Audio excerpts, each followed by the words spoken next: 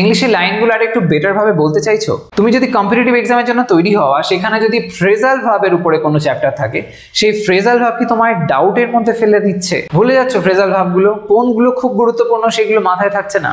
এরকম ভাবছো যে এক্সামে লাইন লিখলে ইংলিশে কিভাবে আরো বেটার সাউন্ড করা যায়, কিভাবে আরো বেটার ভাবে আমি প্রেজেন্ট করতে পারি যে মার্কসটা ভালো আসে। এই সমস্ত কিছু ক্ষেত্রে ফ্রেজাল ভার্ব, খুব গুরুত্বপূর্ণ ফ্রেজাল ভার্বসগুলো অনেক হেল্পফুল, এগুলোকে জেনে নেওয়া খুব দরকার। তো আজকে আমি সেই জন্য নিয়ে আসলাম এরকম খুব গুরুত্বপূর্ণ সেরা 10টা ফ্রেজাল ভার্বস, যেগুলো ব্যবহার করে দৈনন্দিন জীবনে অনেক লাইন তোমরা বানাতে পারবে এবং সেগুলো এক্সামেও তোমরা দেখবে ইউজফুল হচ্ছে এবং কম্পিটিটিভ এক্সামেও এই রিলেটেড বহু প্রশ্ন তোমরা পাবে। ওকে, তাই জন্য আজকের এই ভিডিওটার মধ্যে দিয়ে দেখে নাও টপ 10 ইউজফুল ফ্রেজাল ভার্বস। দেখো কিভাবে আমরা সেগুলোকে ইউজ করতে পারি। প্রথম লাইনটা লক্ষ্য করো, সে মিটিংয়ে একটি আকর্ষণীয় বিষয় উত্থাপন করেছিল। এই যে বলা হচ্ছে উত্থাপন করেছিল, এই সেন্সে আমরা ব্যবহার করতে পারি ব্রিং আপ এই ফ্রেজাল ভার্বটা। তাহলে লাইনটা আমরা এইভাবে বলবো, সিম্পল পাস্ট টেন্সে যেহেতু আছে, তো সেই অর্থে বলতে হবে she brought up an interesting point in the meeting. যেহেতু উত্থাপন করেছিল, সিম্পল পাস্টে আছে, তাই ব্রিং ভার্বটা পাল্টে গিয়ে ব্রট হয়ে গেল। তো এই ব্রট আপ ফ্রেজাল ভার্বটা ব্যবহার করলাম। শি ব্রট আপ কি না, একটি আকর্ষণীয় বিষয়, অ্যান ইন্টারেস্টিং পয়েন্ট, কোথায়? মিটিংয়ে, ইন দ্য মিটিং, এরকম ভাবে বলা হলো।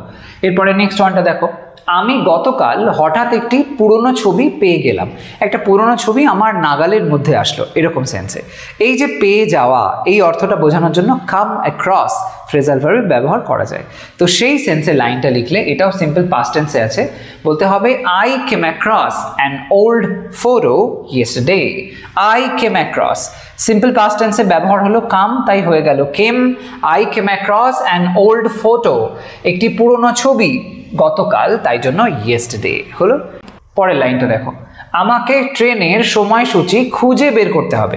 এই যে বলা হয়েছে খুঁজে বের করার কথা বলা হয়েছে, এই সেন্সে খুব কমনলি যে ফ্রেজাল ভার্বের ব্যবহার আমরা করে থাকি সেটা হলো ফাইন্ড আউট। ওকে, ফাইন্ড আউট। তাহলে লাইনটা আমরা এইভাবে বলবো, I need to find out the train timings. I need to find out, এই ফাইন্ড আউট ব্যবহার হলো খুঁজে বার করা সেন্সে। এই টু এর পরে যেহেতু ফাইন্ড শব্দটা এসছে, তাই এখানটা হয়ে গেছে ইনফিনিটিভ। পরেরটা দেখো, তোমার স্বপ্ন ছেড়ে দিও না। এই যে ছেড়ে দেওয়া কথাটা বলা হয়েছে, ছেড়ে দেওয়া, ত্যাগ করা ইত্যাদি সেন্সে আমরা গিভ আপ এই ফ্রেজাল ভার্বে ব্যবহার করে থাকি, খুবই কমন এটা। তো সেটা ইউজ করে লাইনটা বললে তখন বলতে হবে don't give up on your dreams. Imperative sentence, তাই জন্য না অর্থে ডোন্ট এসছে, তারপরে ছেড়ে দেওয়া অর্থে give up on your dreams. তোমার স্বপ্ন তুমি ছেড়ে দিও না, স্বপ্নকে তুমি ত্যাগ করো না। পরেরটা, সে প্রতিদিন তার দিদিমার যত্ন নেয়। সে প্রতিদিন তার দিদিমার যত্ন নেয়। যত্ন নেওয়া সেন্সে আমরা কি বলি? সেক্ষেত্রে বলতে পারি লুক আফটার। লুক আফটার, ওকে, ফ্রেজাল ভার্বটা খুব ইউজফুল। তো সেই অর্থে লাইনটা বললে she looks after her grandmother every day. She looks after, এই লুকস আফটার হয়ে গেল সিম্পল প্রেজেন্ট টেন্সে লাইনটা বলা হয়েছে, তাই জন্য she third person singular number, তাই লুকের সাথে এস যোগ হয়েছে। She looks after her grandmother every day. পরেরটা, আমি তোমার সাথে দেখা করার জন্য উন্মুখ।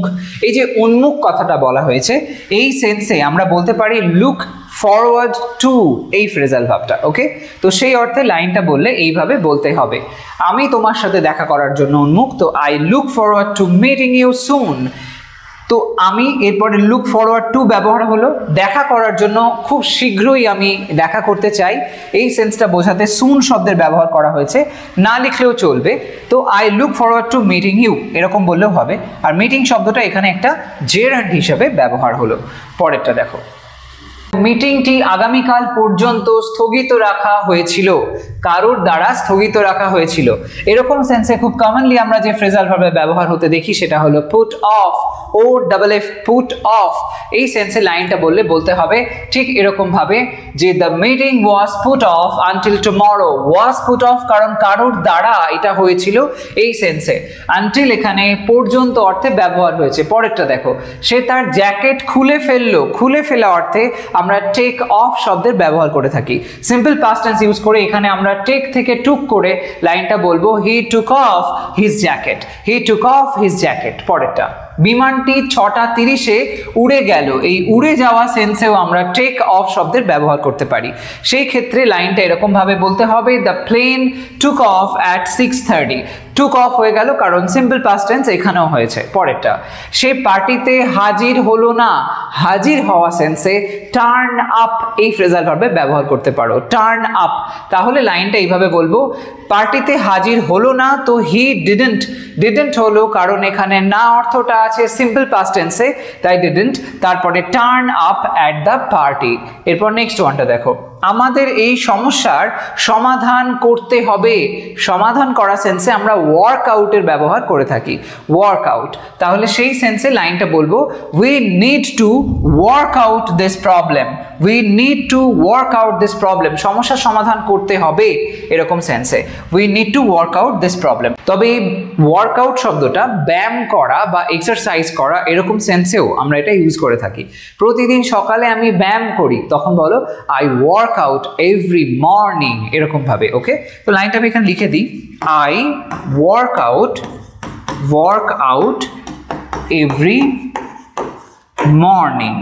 যদি এরকম ভাবে বলো তাহলে সেটা ব্যায়াম করা সেন্স আনছে যখন বলবে ওয়ার্কআউট এরকম অর্থে। ওকে, তো ওয়ার্কআউট ফ্রেজাল ভার্বেরও দুটো ব্যবহার লক্ষ্য করলাম, একটা ব্যায়াম করা আর একটা হলো সমাধান করা। তো এই সমস্ত খুব গুরুত্বপূর্ণ ফ্রেজাল ভার্বসগুলোর ইউজ তোমরা করো, এটার মাধ্যমে এগুলোর মধ্যে দিয়ে লাইনগুলোকে তোমরা বানাও। কনফিউশন কোথাও হলে কমেন্টে অবশ্যই জানিও, কোনো নির্দিষ্ট বিষয়ের উপরে ভিডিওর প্রয়োজন হলে সেটাও জানিও। আজ তবে আসি, সবাই ভালো থাকো, সুস্থ থাকো, ভিডিওটাকে একটা লাইক করো, শেয়ার করো আর চ্যানেলটাকে অবশ্যই সাবস্ক্রাইব করে রাখো।